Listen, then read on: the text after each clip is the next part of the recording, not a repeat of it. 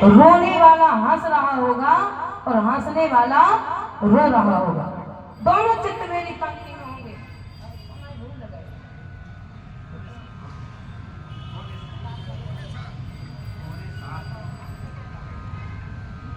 तो बोले महाराज भक्ति कैसी होती है? बोले भक्ति ऐसी होती है, बाबा गोस्वामी महाराज कहते हैं, रोने वाला हंस नहीं सकता, हंसने वाला रो नहीं सकता।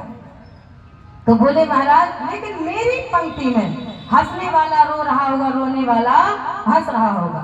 कैसे माने? बोले कहाँ पर? बोले जहाँ पर सत्संग चलता हो, जहाँ पर कथा चलती हो, जहाँ पर भगवान की मंगलमयी आरती हो रही हो, और मंगलमयी आरती में जो खड़ा होकर के महाराज भगवान के दिव्य दर्शन तक पहुँच जाएगा, तो महाराज उसे ही भक्ति कहते हैं। कैसे माने?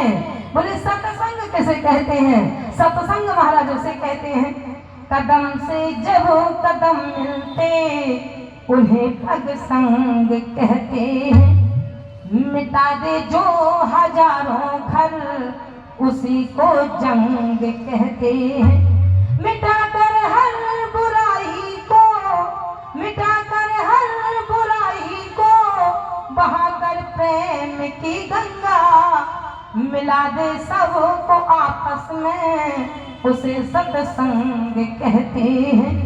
मिला दे सबको आपस में उसे सत्संग कहते हैं। तो बोले महाराज सत्संग बाबा गोस्वामी महाराज ने अर्धांगिनी लिखी। जैसे कि सबरी आई, सबरी के मुखारविंद की आकृति आज भगवान का ध्यान कर रही, भजन कर रही है, और महाराज मुख प्रफुल्लित हो रहा है, लेकिन भगवान की याद में आंखों से आंसू बह रहे हैं।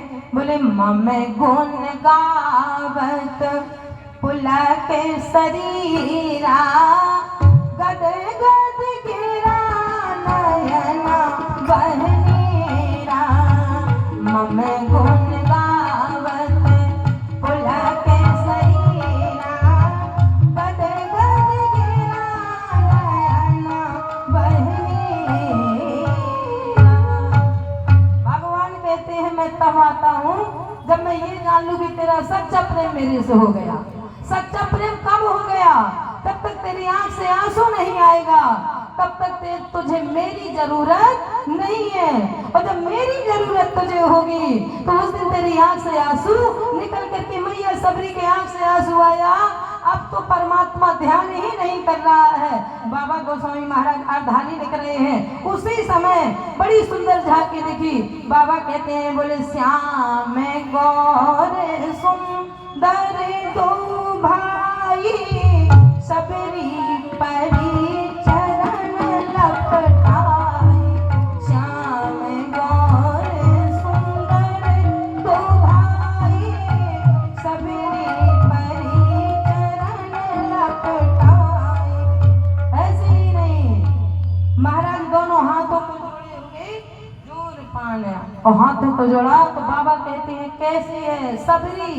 सबरी तो पड़ी है, भगवान के चरणों में भगवान सामने खड़े हैं, लेकिन सबरी तो नाम है कि सबरी पड़ी है। लेकिन अर्धांगिनी को समझे तो महाराज कहते हैं पढ़ करके निकलोगे तो पल्ले पड़ने